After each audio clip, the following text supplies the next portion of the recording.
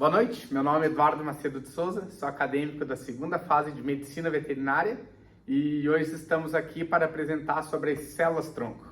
Boa noite, eu sou Iago Lenhag, eu também sou acadêmico da segunda fase de Medicina Veterinária.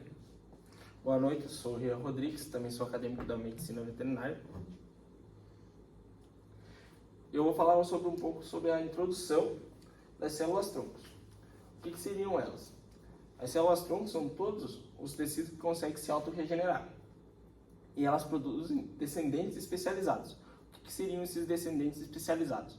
Seriam eu buscar valores e lucros para dentro de uma fazenda. Como? Falando sobre vacas de leite.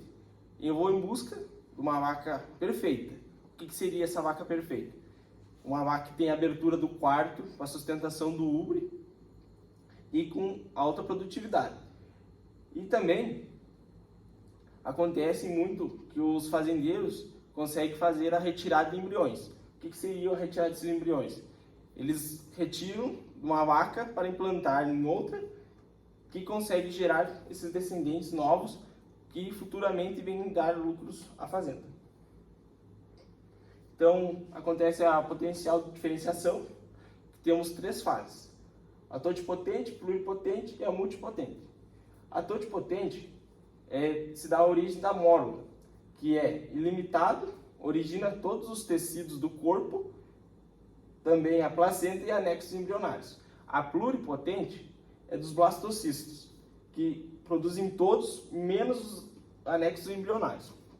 E as multipotentes são as células mesenquimais, que geram as células do tecido de origem.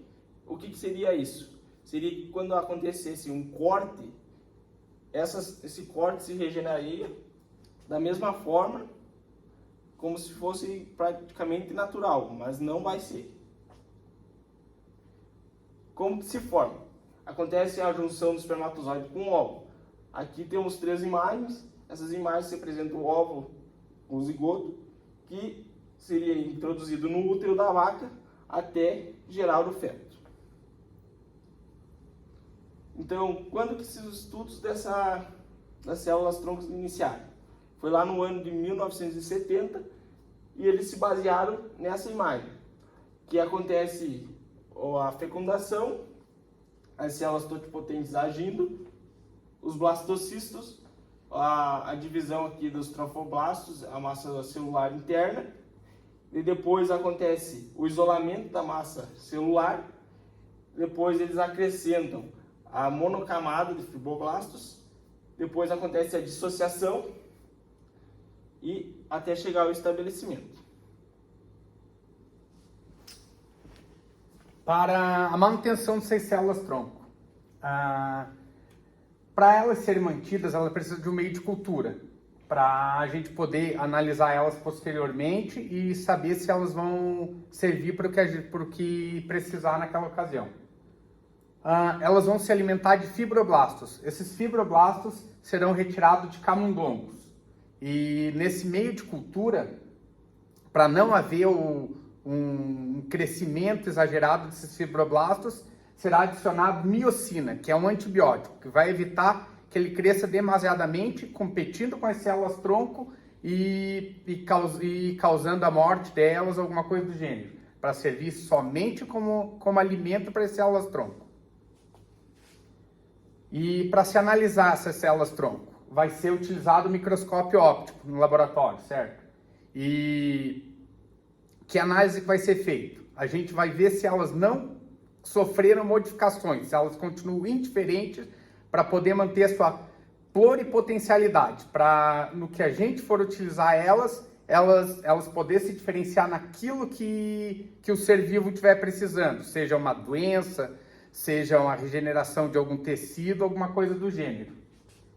E elas precisam estar sempre indiferentes para que a gente possa induzir ela a se transformar naquilo que vai ser preciso. A utilização das células-tronco. Em doença, elas serão capazes de se transformar naquilo que precisa ser corrigido, alguma degeneração gradativa, alguma coisa do gênero. E também teremos teste de drogas. Para que isso?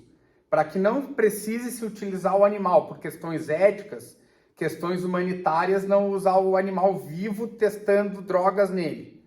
Pega as células-tronco, fazem elas se diferenciar naquilo que busque a cura e é injetada a droga. Se tiver sensibilidade à droga, posteriormente pode ser usado no ser vivo, já sabendo do seu resultado em testes. Bom, quais são outras formas de perspectiva de uso dessas células?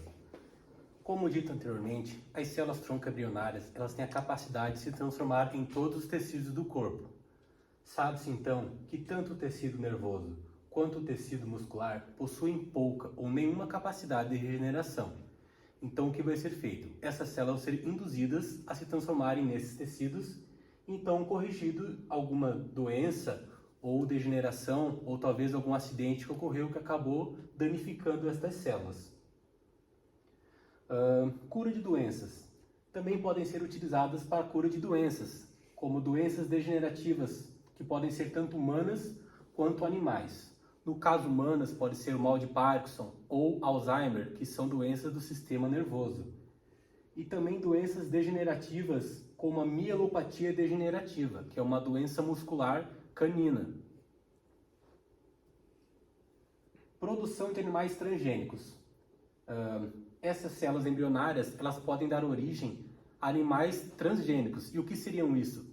Seriam os animais que possuem uma capacidade maior de gerar uma substância de valor comercial ou terapêutico para uso humano ou também animal. Então, quais são os desafios que a gente tem no cultivo dessas células?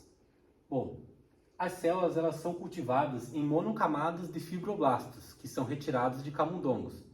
Essas monocamadas, elas possuem uma proteína chamada Neu5Gc, que pode acabar contaminando essas células e depois, quando for utilizada, o organismo do animal pode acabar rejeitando elas. Métodos de diferenciação. Sabe-se atualmente que o ácido retinóico ele é capaz de produzir a diferenciação dessas células, ele induz ela a se transformar em outra célula. Mas esse ácido ele acaba causando uma grande mortalidade das células.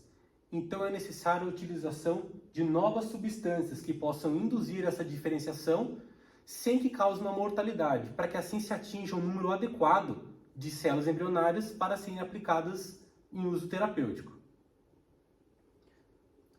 Também é necessário um maior estudo sobre quais formas de aplicar essas células no tecido danificado e também quais seriam seus supostos efeitos terapêuticos e quanto tempo eles realmente durariam. Obrigado.